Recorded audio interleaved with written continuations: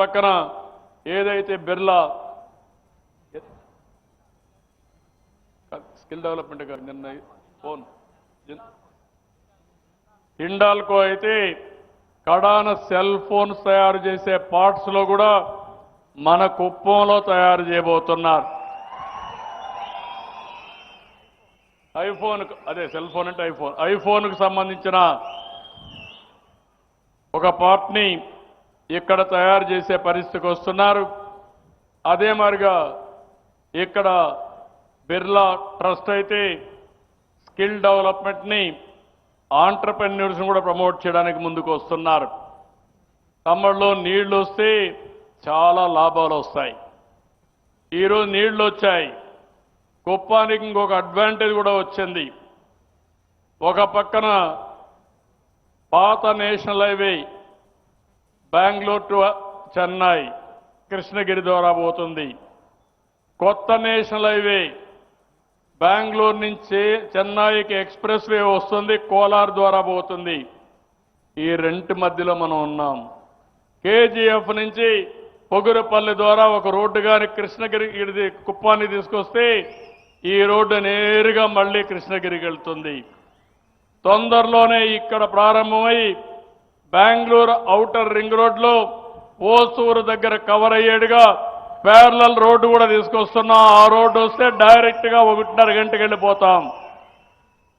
ఇప్పుడు ఇవన్నీ వచ్చిన తర్వాత ఇంకో పక్క మీరు చూస్తే ఇక్కడే రైల్వే స్టేషన్ ఉంది. అనేక ట్రైన్లు ఫాస్ట్ ట్రైన్స్ కూడా వచ్చే పరిస్థితికి వచ్చింది. ఇది కాకుండా కుప్పంలో తొందరలోనే ఎయిర్పోర్ట్ కూడా డిసెంబర్లో ప్రారంభిస్తాం. కార్గోకు ఉపయోగిస్తాం, ప్యాసింజర్స్కు ఉపయోగిస్తాం.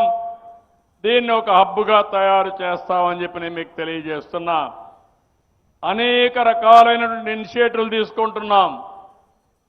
దేశంలో ప్రపంచంలో ఉండే టెక్నాలజీస్ అన్నీ ఇక్కడ తీసుకొస్తా, పరిశ్రమలు తీసుకొస్తా, ఎడ్యుకేషన్కు ప్రాధాన్యత ఇస్తా, మానవ వనరుల అభివృద్ధి కోసం పనిచేస్తాం. ఈరోజు ఒక చిన్న ఉదాహరణ ఏ దిశలో ఆలోచిస్తున్నామంటే నేను ఎన్నోసార్లు చెప్పాను, రాష్ట్రంలో చేసే ఒక ప్రయోగాలకి కుప్పం కేంద్రంగా తయారవుతుందని మీకు ఎప్పుడో చెప్పాను. ఈరోజు మిమ్మల్ని అడుగుతున్నా, సంజీవని అనే మాట ఎప్పుడన్నా విన్నారా మీరు అని అడుగుతున్న చరిత్రలో విన్నారా? సంజీవని వినలేదా? చరిత్రలో రామాయణం విన్నారా లేదా? విన్నారా లేదా? రాముడు మూర్ఛపోతే, లక్ష్మణుడు ఆ రోజు మూర్ఛపోతే యుద్ధంలో అప్పుడు ఏం జరిగింది? సంజీవని మొక్క కావాలన్నారు. సంజీవని మొక్క ఎక్కడ దొరుకుతుందంటే ఆ రోజు హనుమంతుడు చెప్పినప్పుడు నేను పోయి తెస్తానని వెళ్ళాడు.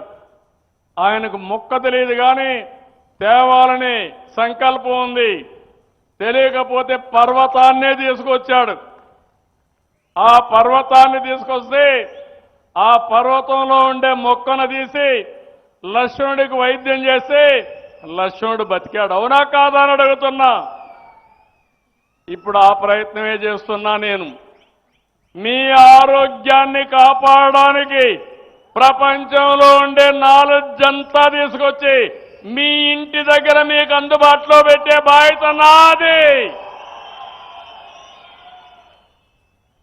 ఆ ప్రయోగానికి నాంది పలికాం. అదే సంజీవని ప్రాజెక్టు.